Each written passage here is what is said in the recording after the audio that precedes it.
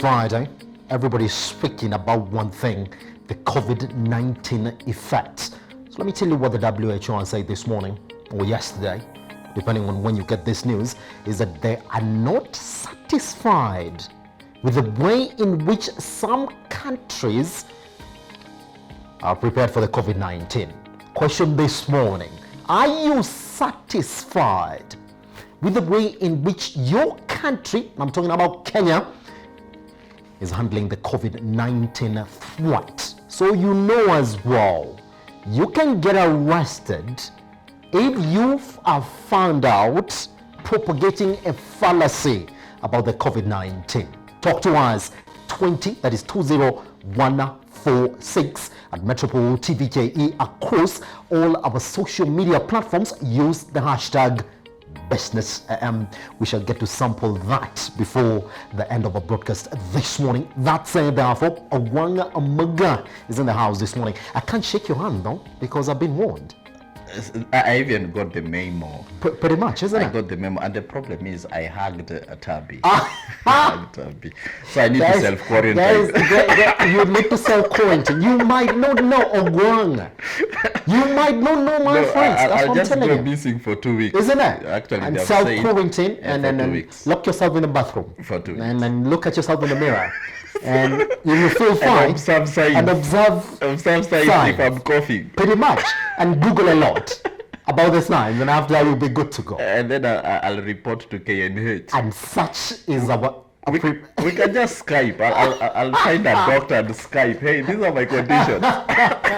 And such is our preparedness for the COVID-19. It's a joke. And we've been pointed out. Good. So that's it, though. I just want us to look at the biggest headlines that are making or taking center stage this morning. Now, Kenya's private sector suffered another difficult month midway through the first quarter of 2020, with new data signaling a second successive drop in business activity in February and the first fall in new orders for over 2 years. Now, according to Stanbic's Purchasing Managers Index (PMI), cost pressures accelerated to a 6-month high, with firms experiencing shortages of raw materials due to reduced imports from China that have been occasioned by the COVID-19 outbreak. Gibran Qureshi, regional economist, East Africa, at Stanbic Bank, however, said that it is difficult at this point in time to assert whether we are at the beginning, middle, or end with the COVID-19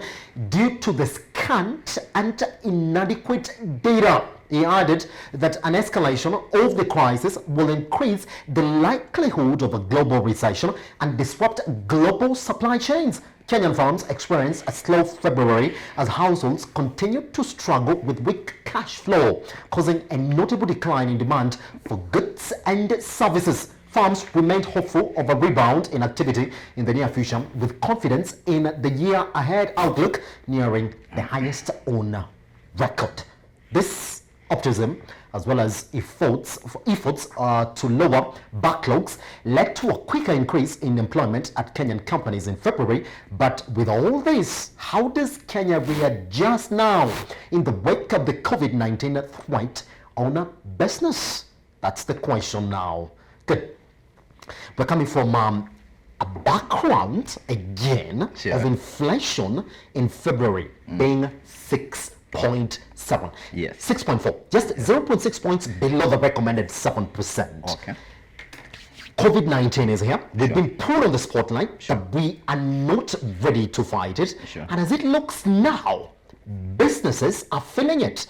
Let's talk about the import numbers, then we can actually get to see exactly what it is that we're talking about. Now, imports in the 2 months of 2020 fell by 58.64%. Okay. Tourism, which is the third biggest earner, is also falling by 50% at this time if you compare it with 2019. So that means the numbers are going to be weaker because we do know China, Italy, we're not going to factor them in terms of tourism numbers this year. Question being, Okay. With the way our economy is structured, Sure. we've been told that we are beneficiaries. We don't give, we take. Sure. We are consumer economy. Very true. Can we find a way to readjust, Ogwang? That's the question this morning. Yes, we should actually find a way to readjust. Yes. And I really like the way you've pointed it out, that some of these purchasing managers index, it's something that actually shows the underbelly of the Kenyan economy. Yes. That the Kenyan economy is largely a consumer-based economy. Yes. And so all we do is we are constantly consuming. Yes. Of course, that is good that some few people can actually generate revenue. But the problem is when we are trying to balance between our rate or our degree of production and our degree of consumption, yes, then we actually need to have a very tight balance that if we can produce at 60, then we should consume at, say, 40 yes, or 30%. Yes. But the problem that we have here in Kenya is we are consuming at 80%. And we are producing at 20%.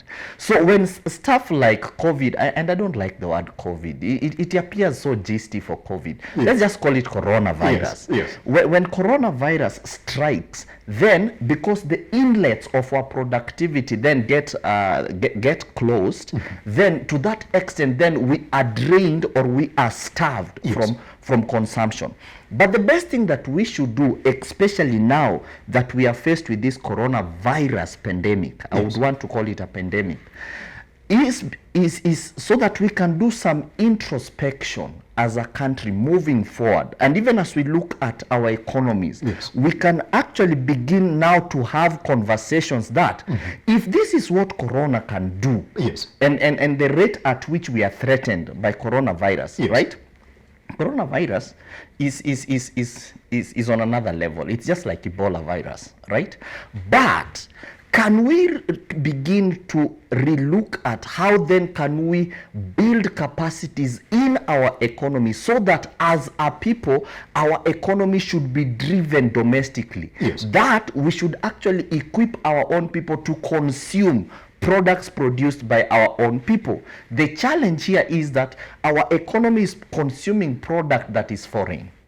So if we can try and redefine that angle, if we can try and redefine our market dynamics to a point whereby it's okay to consume something from country X, but equally can we put in place infrastructure that our people will find value in products, and that's the kinds of products that are being produced actually meet global standards. Yes. So to that extent, we can grow our domestic economy and spur domestic consumption. Yes. Well, I just want to talk about these two issues with the next issue that we have next, sure, because it's actually highly related. So then we can actually start to understand exactly how, therefore, we are affected with the COVID-19. Good. Now, as we are talking about that and sure, thinking about how we're going to readjust ourselves, the shilling is sliding. Now the Kenya shilling fell to its lowest in 3 months after the Central Bank of Kenya announced plans to buy 40 billion shillings in hard currency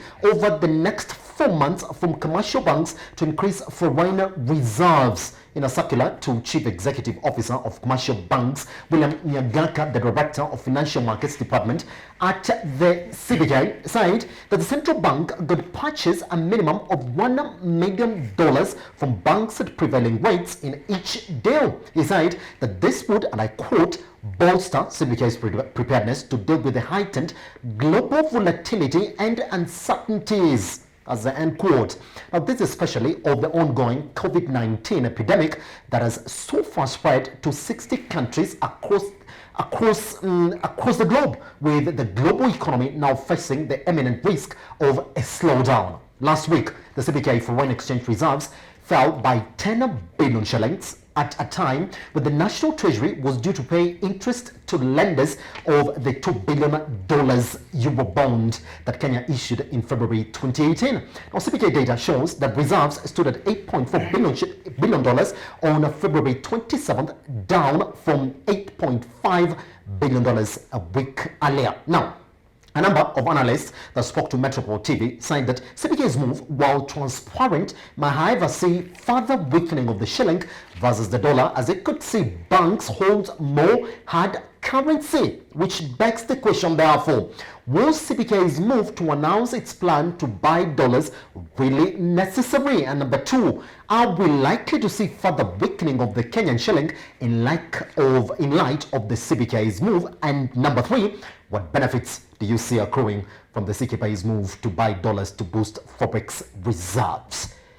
It is sliding, and I want us to go back therefore to what it is that we're saying earlier and then relate it to exactly what we're saying now. Sure. Now, yes, we can talk about exactly how the shilling is performing now. And if you go back to the last weeks of February, you will see also that we're actually gaining against the dollar. We're talking about 100. Some analysts were saying that I can actually go back to 99, which was the norm last year. But now we're talking about 102, 103 shillings. We do expect it to be at 103 shillings level, going all the way to 104. But the question therefore being is that are we already starting to see the effects of a slowed economy now that the COVID-19 epidemic is right here within our borders? Now, if you look at our biggest beneficiary, China, is already fighting COVID-19. So we do expect that our economy is also sort of slowed from that perspective. Good. If you look at tourism as well, it's been affected. We're talking about 50% cuts in the numbers were coming in. So that's why now we're talking about our forex reserves going down, because our forex exchange numbers are also coming down now rapidly. Are we bound to see it get weaker and weaker based on the fact that we heavily rely on other economies? That's a brilliant question. And one of the things especially, I might not be an economist, but as an observer, we were taught that the reason, one of the things that actually the forces that are at play in the marketplace, in whichever space one chooses, is supply and demand. So it doesn't matter how much we are buying internally, as much as our currency is not appealing externally, then supply and demand, we are only now inflating. We not really inflating, we are over circulating the dollar at the expense of our own currency. So what we really need to do is, how then can we make our Kenyan currency attractive? And how can we make our Kenyan currency competitive at the global market? China might be faced with the coronavirus. I want to call it corona, at least that one sounds harsh. COVID-19 sounds like a cough. So coronavirus in China is not actually affecting the Chinese economy, because the Chinese economy operates at two levels. China is the country that gave us Alibaba. So which means they have actually migrated their economy to e-commerce. So even if that virus, and it's a population of 1 point something billion people. So to that extent, what coronavirus is actually moving, and anyone who is wanting to enter into business, there is something we call conducting a feasibility studies, and then you come up with strengths, and then you come up with risks, and then you come up with what other things can frustrate me going forward. So even if we are looking at it from that angle, then the people that are vested with the mandate to develop and formulate physical policies, for us as a people, for us as a country, we really need to look at, one, how do we begin to make our currency or our economy attractive, one, to external forces, to people that are coming, to a point whereby if I want to do business in Africa, then I will need to have the Kenyan shilling. I will need to position and do my transaction either in Nairobi or within the East African, because the strength of the Kenyan shilling is actually supporting the East African economy. That one needs to be from a point of redefining the models upon which we have anchored our economies. As at now, we are primarily traditional market driven. You need to buy something, I'll need to supply that thing to you physically. You need to come to my shop and consume. It's as basic as that point. To what actually influences transaction between people in our economy. Because let me say, what if this COVID-19 persists for 1 year? Right? Then that means as a people we are either going to be suffocated, yes, or as a people we need to really look at, can we consume our own products? We are 47 million people. Can we develop products, and can we appreciate that, so that even as we grow the strength of our economy internally, then that one makes heightens our appeal externally. Pretty much, Yes, isn't yes, it? yes. And I just want to ask you these questions, therefore, as we move away from this topic, because there are other issues that I want us to look at this morning that also forming center stage of a conversation. Yes. Is from where you sit, you've already seen the numbers. KQ's already announced losses so far, again, as expected now. And then you've seen exactly what the import numbers are recording now. Sure. You've seen exactly what the CBK is doing, going back to the market to buy the dollar. Sure. Do you expect that we can actually come out of this? Yes. Because Kenya has no case so far. Are you exactly seeing now what the effects are, especially in the global economy? Are we going to pull out of this? We are feeling the heat, Yes, because our markets are largely dependent with the Chinese. yes, We are largely, you walk into Nairobi today, all the boutiques, all their clothes are from China. Yes. All the shoes people are selling are from China.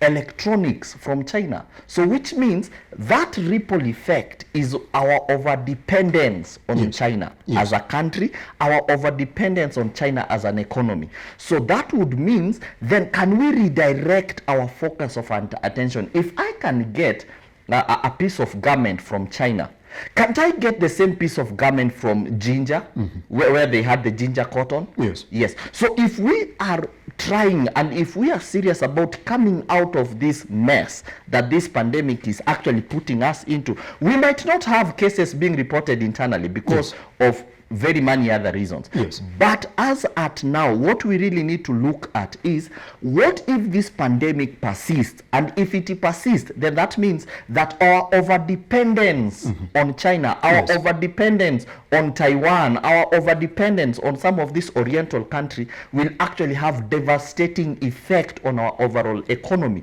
That forces us then to begin looking at, can we migrate, can we translate that overdependence from foreign economies, and can we have it even at regional levels? Yes. How many people in Africa today are producing cotton? Then can we look at, can we develop policies, especially at Organization of African Union level, whereby, hey, you people, this pandemic is actually revealing our underbelly. Because as a people, we are overly dependent on China. Any person walking in the street today, 75% of what you have is from China. Yes. Yes. Pretty much, which therefore puts the question also of organizations or entities like Africa Free Continental Trade Area that we do expect to take effect in 2021. Yes. Now, everybody's seeing why that will be an important conversation for us to take further, isn't it? All right. Now, I want us to take a short break. Talk to us, 2146, your SMS line at Metropole TV Kenya, across all your social media platforms. Once we come back though, we're talking about mobile lenders and the fact that up to now, 7 months later, you have no Auditor General. Why? We'll tell you next.